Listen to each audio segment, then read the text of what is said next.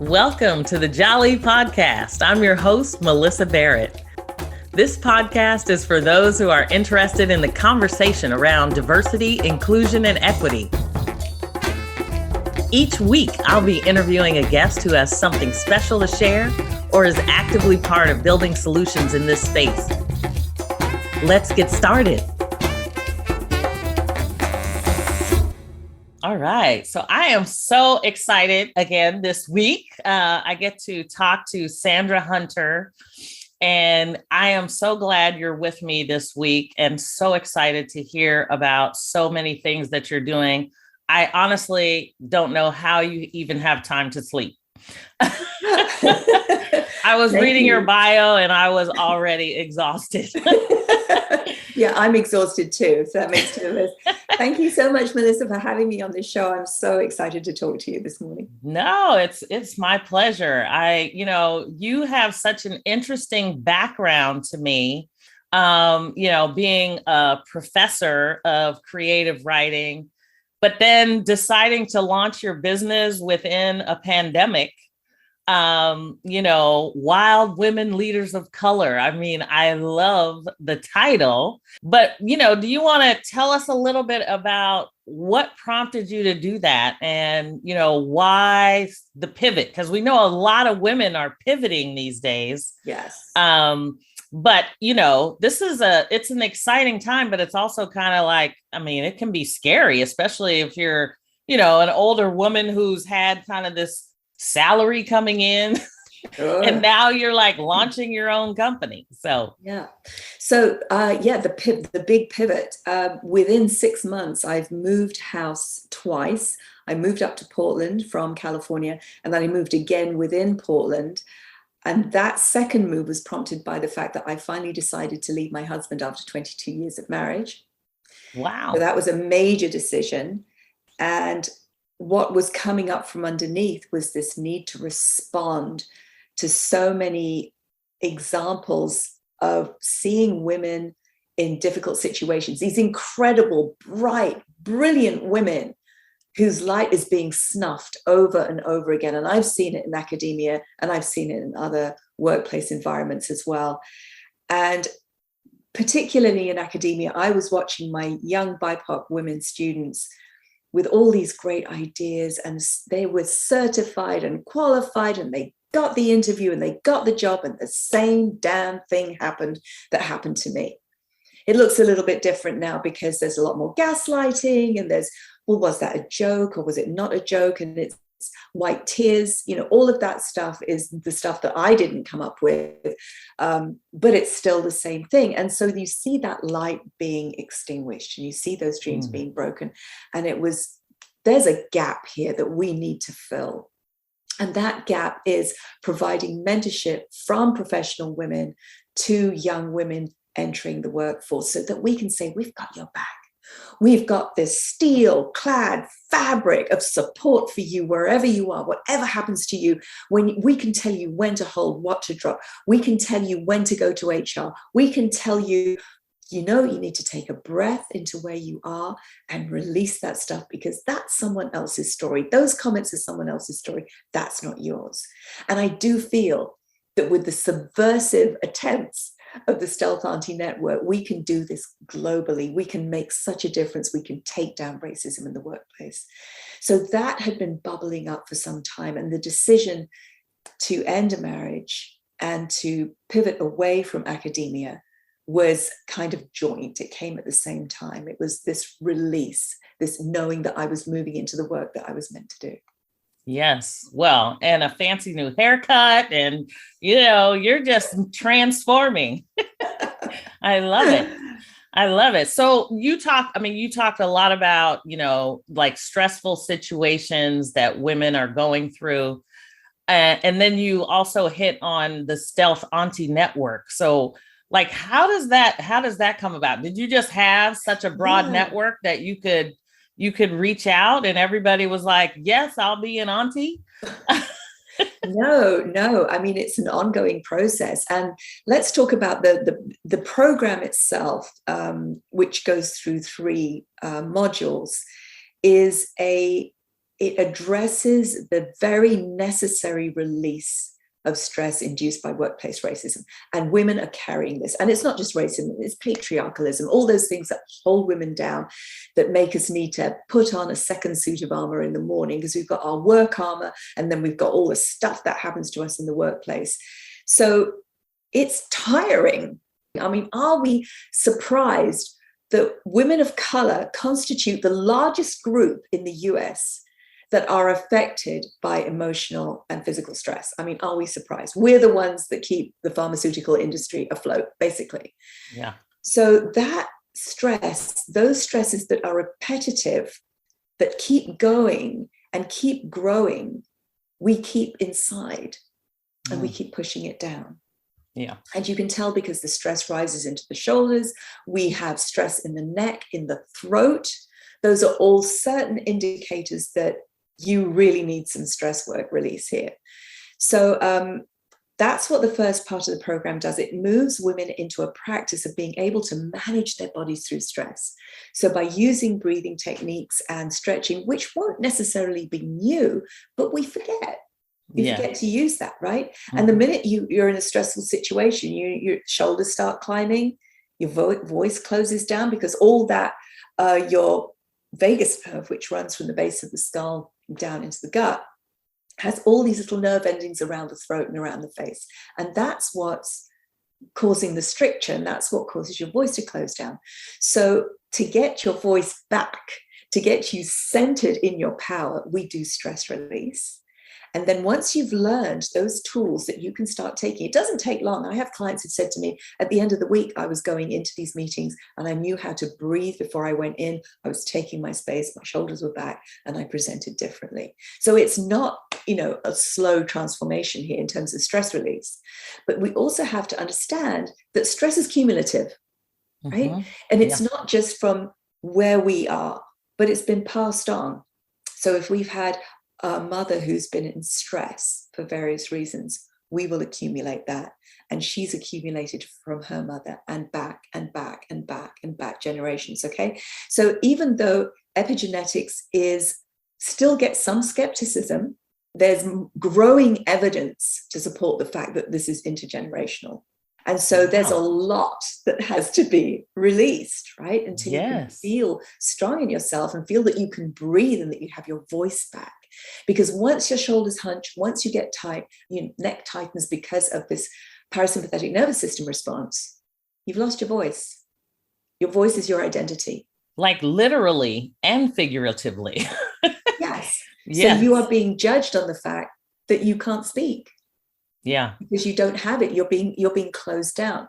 So that first 2 months seeks to address that, seeks to introduce strategies that you can use as you go through stress and as you start to manage your body through stress.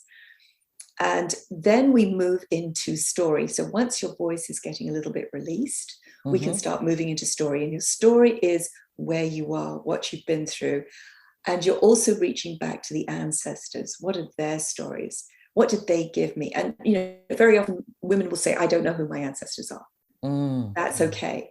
Right. We can still find them, because something, if you're an artist, if you are resilient, if you are great at organization, that gift has been given to you by someone in your family. It didn't just appear in you. So you have ancestors who are paying these gifts forward to you that are waiting for you to acknowledge them. And once we do work with ancestors and get women so grounded in that sense of being supported with these amazing generations of women hollering out, we've got you, move forward, don't sit in stasis. We've passed the baton to you. You're carrying the torch, mixing lots of metaphors here. You need to walk forward and we've got your back. Yes. So that's how we pay it forward. They've got my back. I've got the next generation's back. And the next generation is going to have the next generation's back. And that's how we take racism down in the workplace. And so at the end of this period of time, these first 4 months in the program, women then have the option to be introduced to mentorship. That's entirely up to them. It's not you have to do this. It's just, do you want to? And I facilitate the introduction between mentor and mentee. Oh, awesome. Then mentors take control of how they move into that relationship. And I provide all the support. So I've got the videos and the guest speakers and the handouts, and I'm available for consultation just as I've been throughout the 4 months, but it's just, you're in charge now. You get to opt into this if you want to do it. And they build that relationship over 2 months. And they do it by exchanging stories with their mentees, whose stories will be a little different. They can choose to braid stories if they want to and present that. And they can post that on our website. And then off they go. They've got their mentee. Wow. And so, then and this is a global program, right? It's not just domestic. Will be. It Okay. will be. So it's just right now we are in the inaugural group of women moving ahead, moving into mentorship. And what's really cool is that there's a lot of university interest now who want to move the program in-house, because we've got mentors and mentees. We've got maintenance workers. We've got faculty. We've got staff. We've got admin. We've got everybody who would be brilliant mentors. And then we've got the student population who are ready. Yes. So, very oh, exciting. Wow. Yeah, it is exciting. It is but exciting. I have to say, Melyssa, one thing that I'm excited to start working, if this happens, it's still in the talks stage. If this happens, I'm excited to work with them. I also want to reach into trade schools. I also want to reach into underserved high schools, because that's where young women need it the most. I mean, we've got research to support the fact that women have reported that the lack of mentorship over and over again has denied them the availability of professional development, of being seriously considered for promotion, because they just don't have that factor.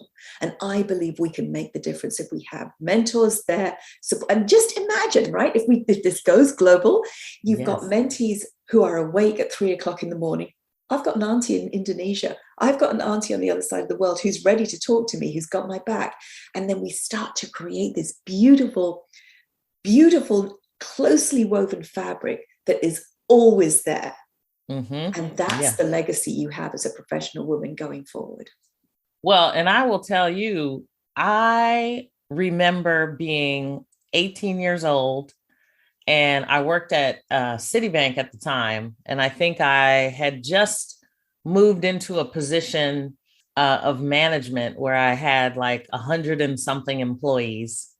And if it wasn't for Ida Jones, she was the best mentor anyone could possibly imagine.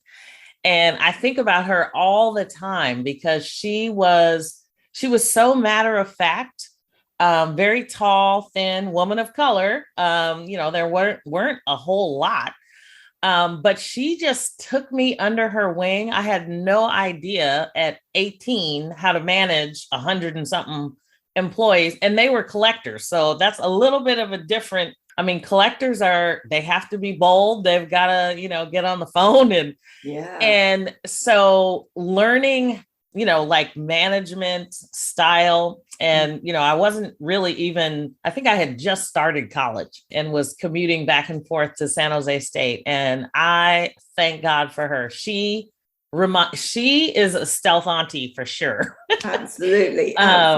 So I think it does take a special person who really understands. I love the fact that you're facilitating that, because a lot of times mentors also need help with mentoring. I, of course, have had just some wonderful opportunities to be mentored. But I look, as I mentor others, I'm always trying to figure out, is there a better way? Can I provide more tools, more information, more resources? What stories are relevant? So, and that's a really good point. And I'm so happy for you. You're so lucky to have been mentored in this wonderful way, especially at age 18. I can't believe you were given that responsibility at 18. That's amazing. So you were clearly a shining star even then. But yes, I mean, you bring up a good point. And I just want to mention that the Stealth Auntie Network is the mentorship part of the program. And to become a fully fledged Stealth Auntie, you go through that program. It's not called a program, I'm sorry. It's a voluntary mentorship where you step into leadership. The fact that mentors need mentorship is really key. And in my program, there's a back end to the program which provides a lot of support. So you have access to videos that I do, guest speakers, we have a forum, we have group meetings. So it's really necessary that mentors have ongoing education. Yes. And this is not necessarily through my my organization, although I would provide, these are links that you can use. But mentors, if you are stepping into mentorship, you have a massive responsibility for continuing education. And that's something that I think mentors need. And mentors also need a mentor of their own. So it's kind of like this endless circle, right? And that's another thing that I want to do. I don't know if we talked about this before. The program that I'd like to launch in 5 years is called Loop. So we'll have professional women of color who are mentoring young women about to start their careers, who are mentoring college students coming in, who are mentoring high school students, who mentor middle school, who mentor elementary, who mentor kindergarten, who mentor preschool, and the preschoolers mentor the professional women of color. Oh, wow. Yeah. Well, and it's so funny because, I think the older I get, and now I'm watching my mother interact with my grandkids and all of the energy that she gets. And she just, she continues to be like, oh my gosh, did he say, and so it is interesting how we teach each other. Mm-hmm. And your focus really from a intergenerational focus is really amazing, because I think a lot of times, when you get to a particular age, you start thinking about ageism and, all of the things that occur when you're, maybe over 40 or 50, right. When it comes to your own career. So, I mean, are most of your, mentors at a particular age, or where do they come to you? We're all over the place. Okay. I mean, there's no specific age, because I appeal to professional women 40 plus. Okay. So there's a broad spectrum there. And I feel that anybody has the ability to be a stealth auntie. Everybody has that capability. If you've grown up in a family, you have the capability to be a stealth auntie. Even if you've grown up largely by yourself, you have that capability. It's a transformation that's extraordinary. I practiced parts of this when I was still teaching at college. And one semester, we weren't able to visit the school. So we had my students write to middle school students. Mm-hmm. So they were literally handwriting letters that they mailed to the students. And these middle school students were just, oh my goodness, someone at college is writing to me. That was lovely. But what I saw was how seriously my students took those letters. And we would have moments in the class, we would have a dedicated 20 minutes. Okay, this is where you respond to your student. And they would be so serious. Okay, I have to write the right thing. My student needs, help. And how do I do this? Right. And it was just this real awakening of responsibility that starts at a very grassroots level, right? You have one student here you're responsible for. Mm-hmm. But it grows. I mean, that's the point of it. You plant that extraordinary seed of responsibility. And so that you start to believe that that's possible for you to do in other areas, with other people, with other ages. And that's what knits us back into community, by all of us taking responsibility for ourselves, because community has been so trashed and so violated and broken apart by patriarchalism, by racism, by, violence, which we've seen this, this week, very sadly, just violence on violence. And if I'm not saying we can stop that completely, but I think we can mitigate it by having a stronger network of people that have got each other's back. I had one of my students say, I saw my middle school student on the street. I saw him at a I don't know, some restaurant, a Denny's or some, not a Denny's, a fast food place like a Kentucky Fried Chicken or something. And, he said, oh, I just saw him and I went to talk to him, not realizing that this was school hours. The kid shouldn't have been out of school. Right. And immediately there was this kind of, oh my goodness, I shouldn't be here. And so they had that conversation, which is lovely, right? It was completely unexpected, but it was lovely.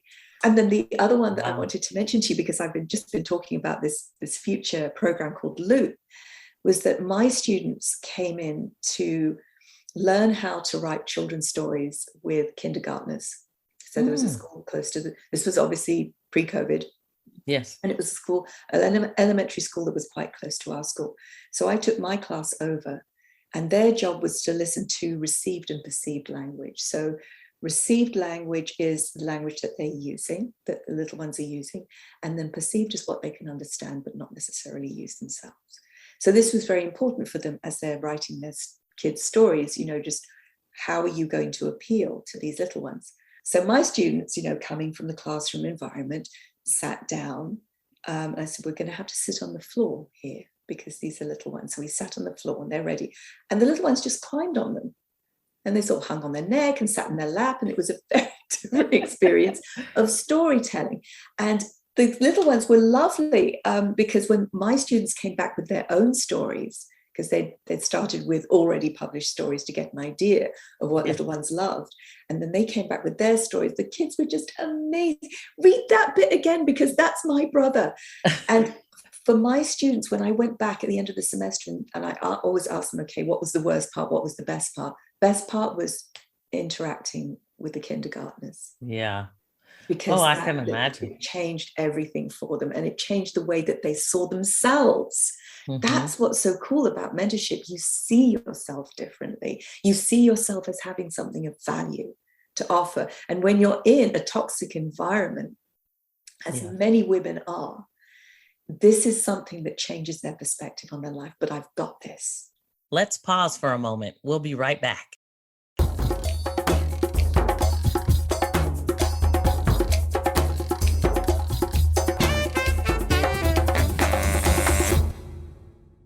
Well, and so your background in creative writing and critical thinking, how important is that as people think about, the release of stress and racism and all of those things, when you're talking about writing a story, because I feel like you're giving this pathway of being able to, kind of change your mindfulness, de-stress, and then you go into this storytelling process. And my husband was an oral tradition storyteller, so I kept wanting him to write things down and write stories, which he never would do because he was really about the oral tradition, which was awesome. Obviously, he was a performer, entertainer, but also an educator.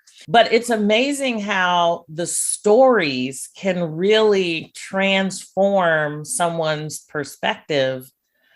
So what that process of writing, how does that provide, the value as you're going through this process? Well, writing your story connects you to the somatic stress release that you've been through and that you're practicing. So the actual tactile sense of the hand moving across the paper, the tactile sense of holding the pen in your hand tells the mind, I'm externalizing this story onto the paper. I'm externalizing this part of myself that might have been taking up so much room in myself, that has frightened me so much I don't want to talk about it. I'm externalizing that. I'm birthing this onto the paper. And it might be a little painful as you birth it, but once it's out, women keep saying, I thought it was such a terrible thing, and now that I see it on the paper, it doesn't have control over me anymore. Wow. So that's the value of learning, that you create that space that you then can take up, and you become full and you become whole. You become grounded and have self-confidence and self-worth to go forth into the world with this ironclad shield of story around you that repels all those ridiculous little attempts at gaslighting or, isolation or marginalization, because that's not your story. It gives you the strength to arrive in a full sense of yourself, instead of being at the whim of social media, advertising, any kinds of attacks on you, because you see women being beaten down by this all the time. And that's where critical thinking comes in too. By being able to spot what is advertising, which is most of what we get through social media, and knowing that this is biased because they've got a product at the end of it, it helps you to take control of your decisions. This news site is coming at me with a .com. I know, therefore, it has advertising. I know, therefore, that the stories that they promote, that they're reporting, are influenced by the advertisers. So I need to find a news site that doesn't have a .com, that is Associated Press or Reuters or Al Jazeera, for example, that don't have advertising in them. So that kind of reporting is less biased. And that's what you want, and hopefully unbiased, as close to unbiased as you can get. But that's what critical thinking does for you, so that you become in charge of this person who you're growing into. Wow, that is powerful. So what's interesting to me is, because there's so many things that you've done, and I know I'm not going to have enough time to get into all of them, because I know you've done diversity, equity, and inclusion in your college setting. Obviously working as a professor, but then you've also, written books. And so let me jump over the D&I portion for a moment and just really capture some of the books that you've written.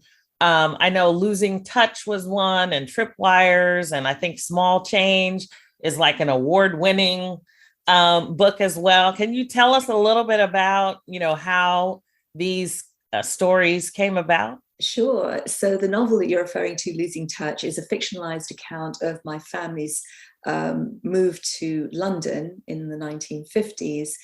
But I recast them as an Indian family. My family is Anglo-Indian, Portuguese, Dutch, and Scots. So we're not fully one thing or another.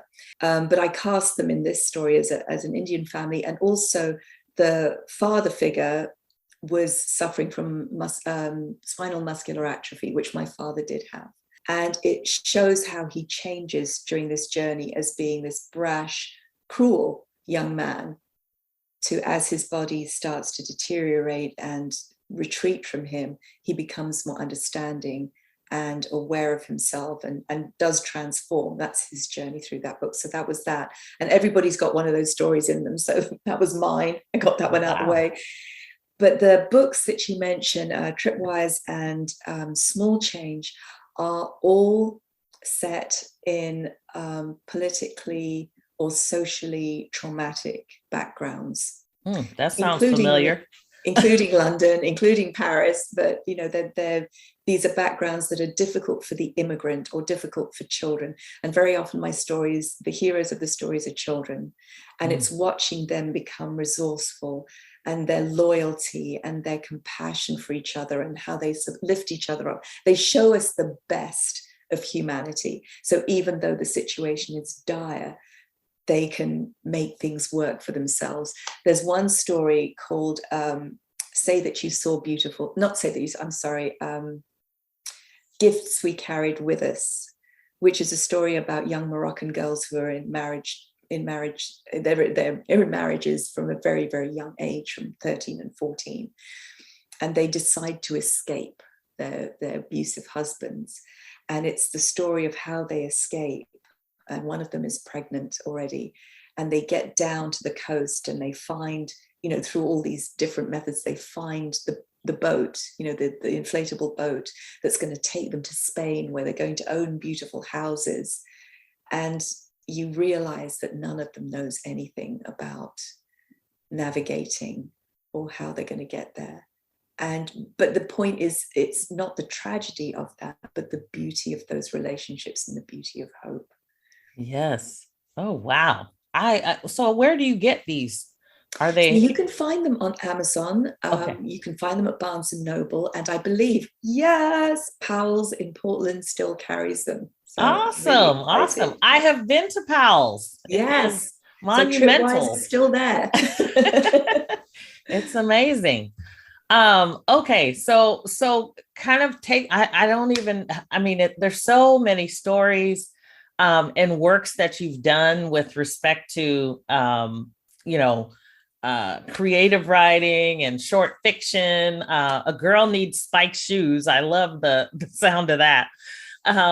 But can you talk a little bit about how you perceive diversity, equity, and inclusion, and some of the success that you've seen? Because you're really fighting racism in a way that is so fundamental to each person and their own perspective. I feel like every time I talk to you, I feel like I leave and I have this grounding sense of center around, just kind of coming back and thinking through my own life and what it should be and what it means. But then there's all these impacts that I want to make, both as a person, as a manager, as well as, leader and a company.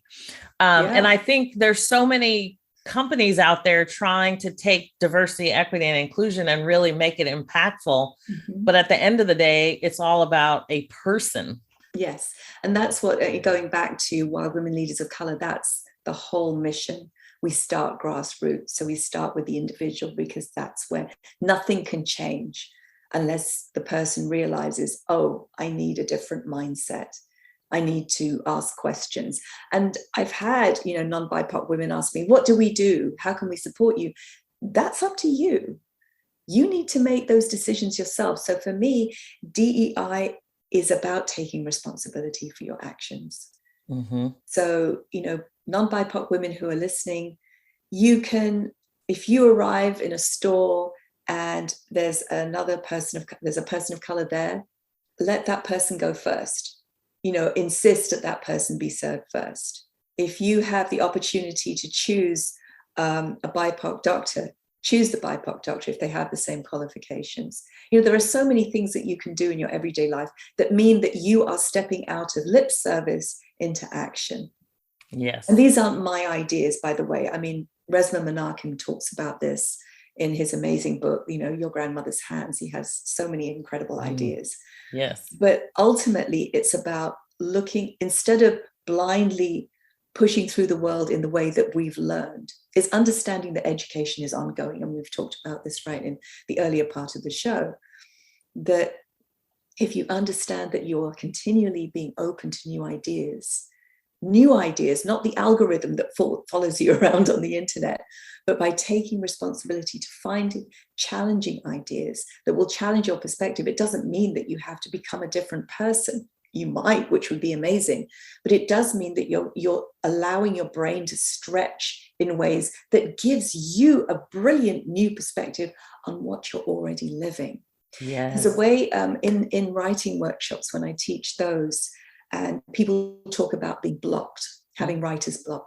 And one of the ways that you can get yourself away from that, there are different methodologies, but this one tends to work, is to work in a different medium. If you're a writer, pick up a camera, pick up a paintbrush, use clay, something that's tactile, something that takes you out of your medium and forces you to look at the world in a different way. I do ice photography. That's the thing that I use. Nice. And but it all connects back to writing. So if I'm taking photographs and I see some filament, this tiny filament of ice that reaches across to another block of ice, is just, oh, that's connection. That's what people do. We gradually reach out these filaments of connection. I mean, there's so many ways of seeing the world in so many different colors and so many different spectrums that we forget because we're so used to. We finally arrived at something and it works, so we're going to continue to do that. But the challenge is, do one thing this week that's out of your comfort zone. Talk to somebody in line. Reach out to somebody you wouldn't normally speak to. Pick up a different food in the grocery store. Pick up a star fruit. Pick up something that you wouldn't normally eat, that's not packed with sodium and glucose and all the rest of it and fats. Do something different. Go to a different food cart. In Portland, we have so many food carts. And Melyssa, where are you? I'm in California, just You're in outside the Bay California. Area. So there's all the food trucks I know in the Yes. north of San Fernando Valley. Go do something different, because food is such a great way of changing your mind about something. I've had friends who, we go to an Ethiopian restaurant for the first time. And it's just, oh, I never knew vegetables could taste like this. Yes. And that's another way of changing your perspective. Yes. Yes. Oh, and I love it. I was just at an Ethiopian restaurant the other day and it was awesome. Yeah. And it's so funny because you talk about stepping out of your comfort zone. And I love the fact that you talk about, if you're an artist, kind of go outside your medium. I don't consider myself necessarily a photographer, but I love photography. Everybody knows I'm always taking photos.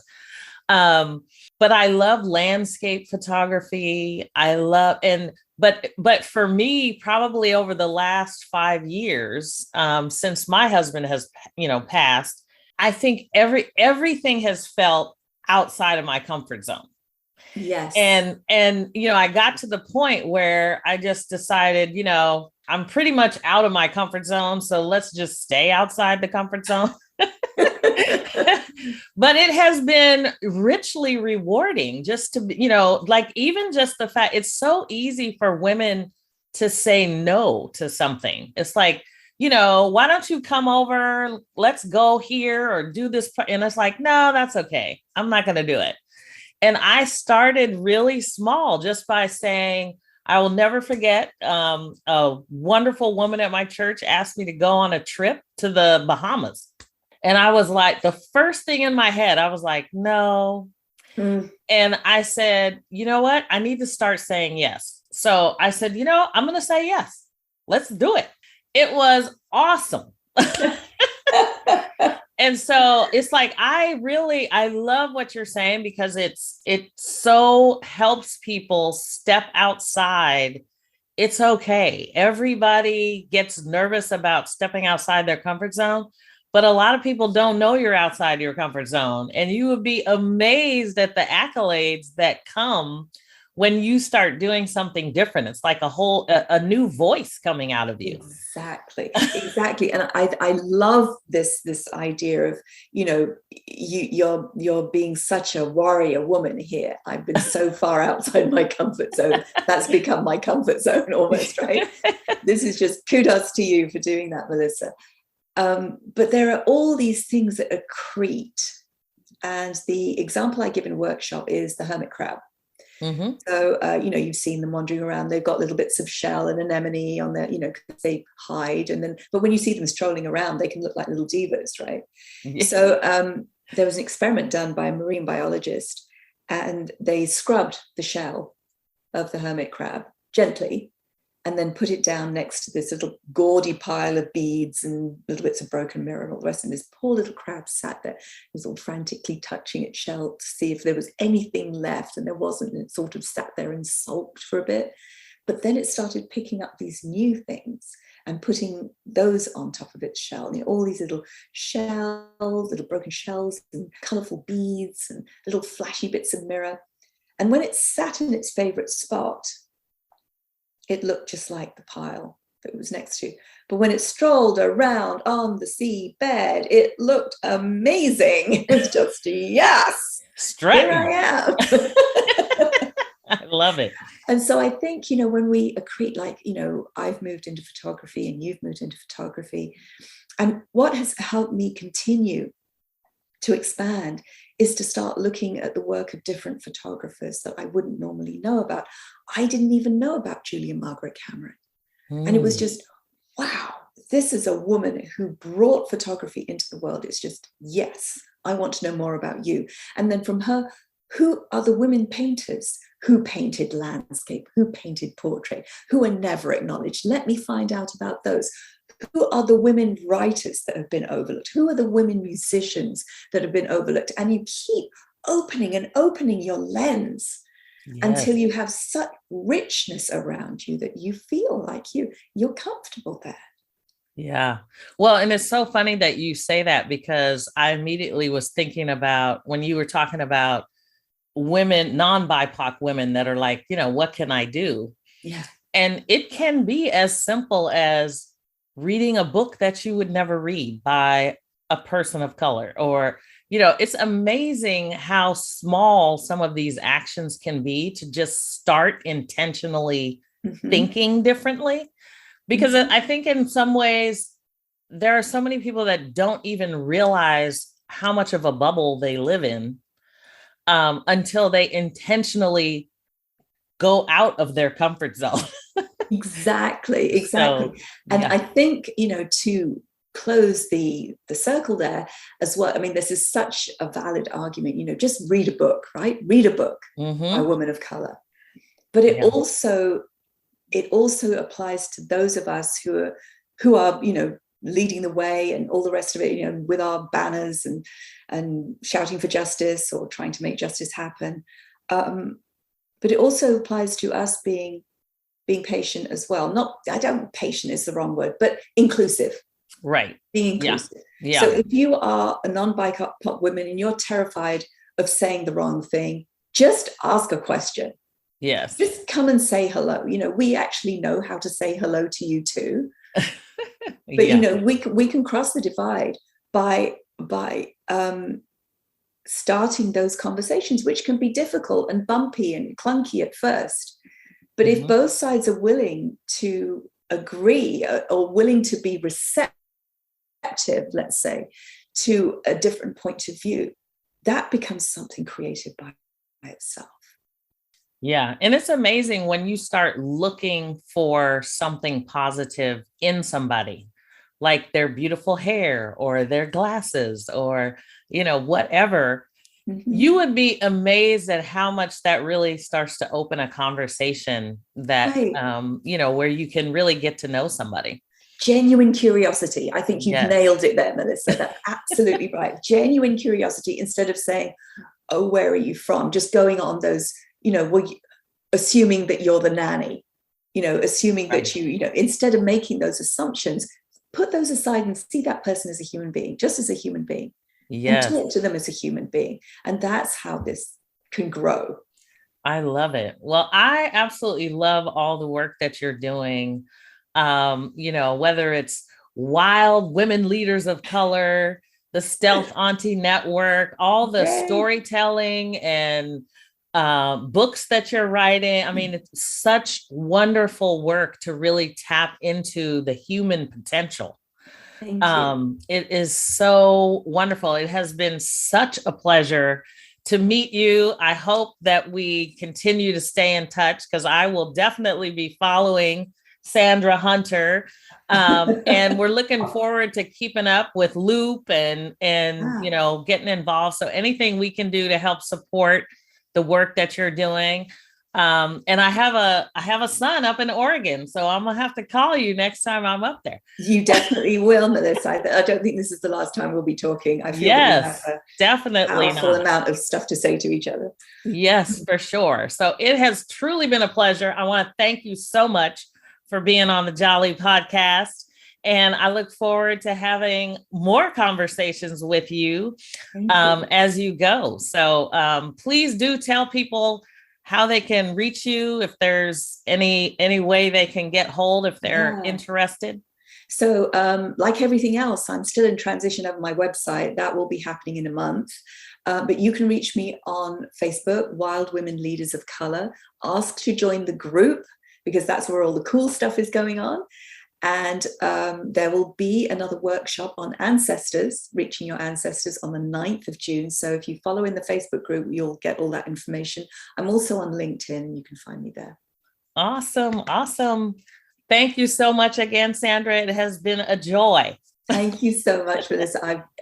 Yes, it's been amazing. Thank you so much.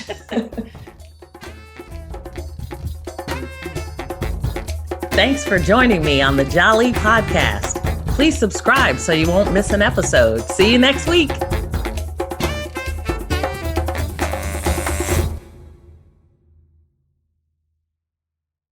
This podcast is a part of the C-Suite Radio Network.